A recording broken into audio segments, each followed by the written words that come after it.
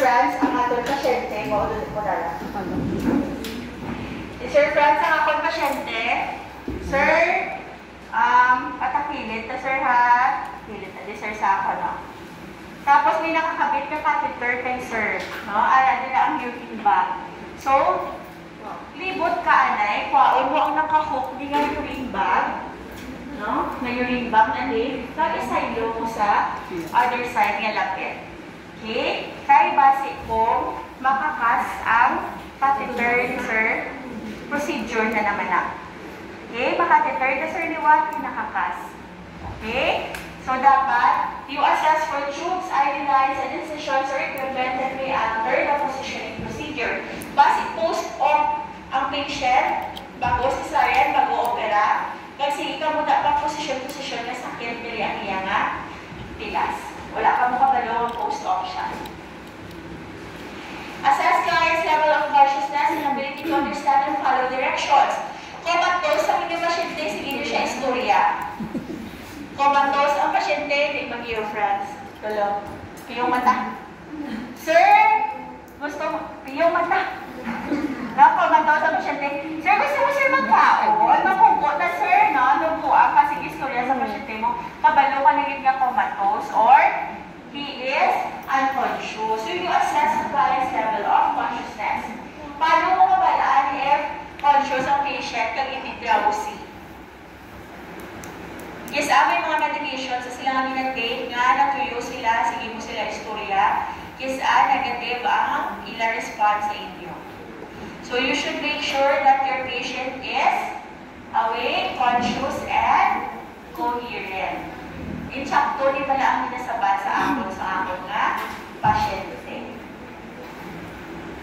You assess client's weight and your strength. O, si Princess, hakwaton niya si sino di ang healthy sa aton man. Ha? Ha? Oo. Si Princess, hakwaton niya si... Kaya mo lang siya hakwaton? Hindi yun. So, you assess your client's weight. Hindi magparamida-mida, kaya ikaw hindi makapaghakwat sa pasyente yung ganti kabukas. Especially sa patients who are obese and sa mga patients na foreigners, so nag-obese na sila pas ng bugat usually. Okay? Bet ang apam, no? Sa hospital, kung may foreigner na pasyente, ganti naglanay, hindi na yung mga nurse hindi ganti mag-English. Bisan ka ba na mag-English, magkapilit-tit mo ba? No? Bisan sagad ka mag-English, kung ano ba mo foreigner, kung natula ang imo ngayong eskwelahan, hindi ka kasabat sa ila sa direksyon unless you're really not confident, no? Especially sa mga British na mga patients, no? Hindi ka ka-intindi sa ila ang kinapangambal. Sila din ka British accent?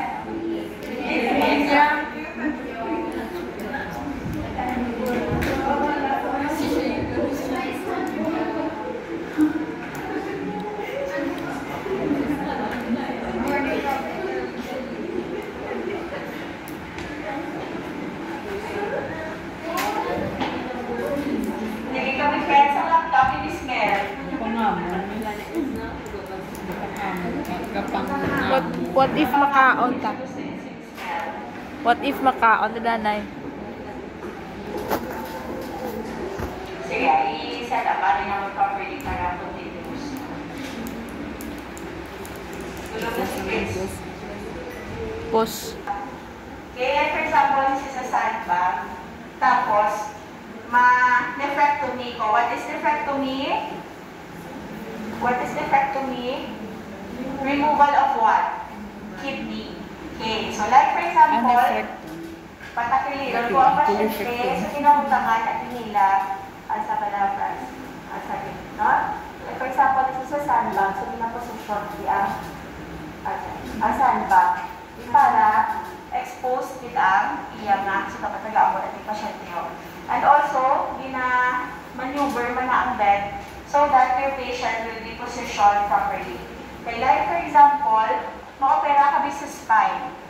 Ano dapat ang posisyon sa iyong patient? Hapa.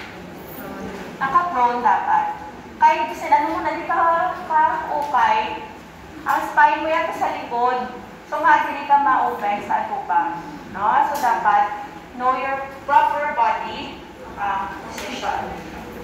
Next is the hand roll. No? So, piece of towel or piece of cloth, hindi na makapitan. Now, to maintain thumb, slightly adducted and in opposition to the fingers. Maintain fingers in slightly flexed position. Okay, next, your hand wrist split. Sino